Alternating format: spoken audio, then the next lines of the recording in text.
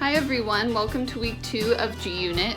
So last week you all thought about which careers you're interested in and you identified some skills that you have that you're great at, that you love doing, whether they're science related or not. And you thought about how you could apply those to a career that you're interested in.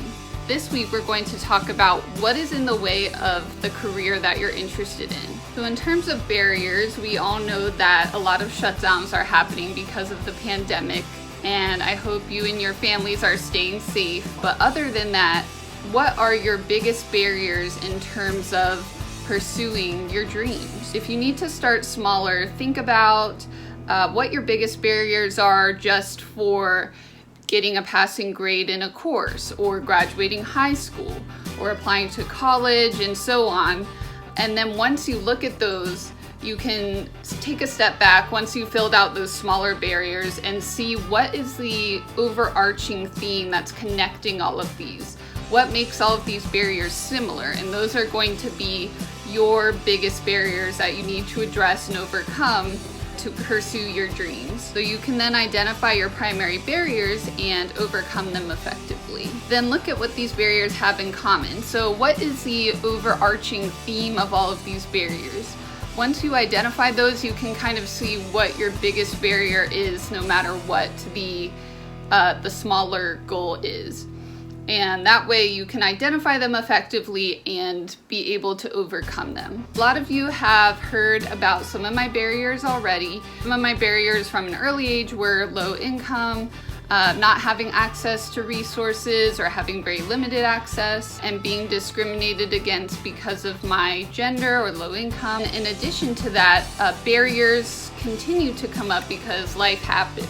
Just while I've been in grad school alone, I've had to work through a lot of interruptions caused by natural disasters, hurricanes in Texas. Now the pandemic that's going on, I'm still working through that.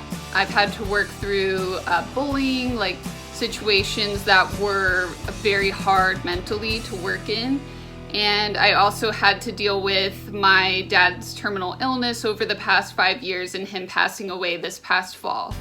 So each time each of these barriers comes up, I just choose to keep pursuing my dreams. I'll give you all a hint about barriers. Sometimes your biggest vulnerabilities and your largest and most difficult barriers are the ones that actually can teach you the lessons that will become some of your greatest strengths. For me, choosing to pursue my dreams in the face of each of these hardships has really shown me how resilient I am. So it's boosted my confidence and my trust in myself that I am capable of doing this, and that I can do this no matter what life throws my way, no matter what other people throw my way, no matter what they say about me or think about me. I'm going to do my best work and pursue what I'm most passionate about. Overcoming these barriers has also forced me to be creative about how I can overcome them. It's developed my skills in terms of identifying them,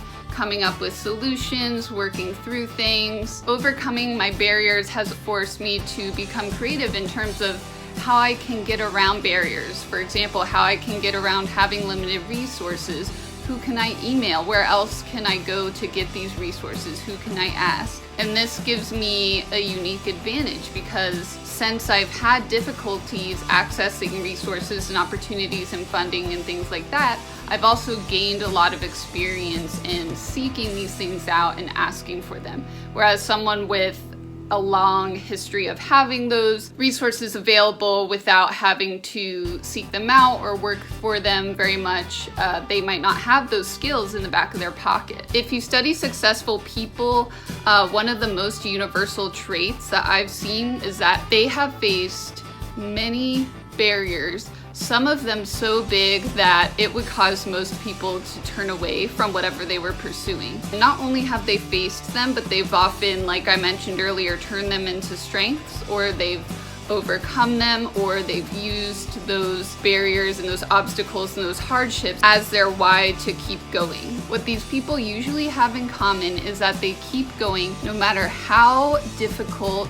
it is, and no matter how big the barriers seem, no matter how difficult the hardships are, how they do that is that they have a strong belief in themselves and a strong belief in the reason why they are pursuing their dreams. Why are they taking the next step, even at their lowest point? So this week, I want you all to really think about your barriers and dig deep to find your reason why. What's going to keep you going in your darkest hour when the hardest of the hardships have hit you and there's all of these barriers that you have to face and you're not sure how you can do it? What's the reason?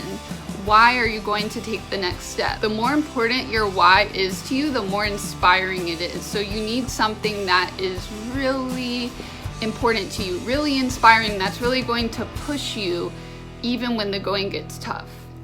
So for more inspiration, I recommend listening to the free podcast on iTunes called This Imagined Life.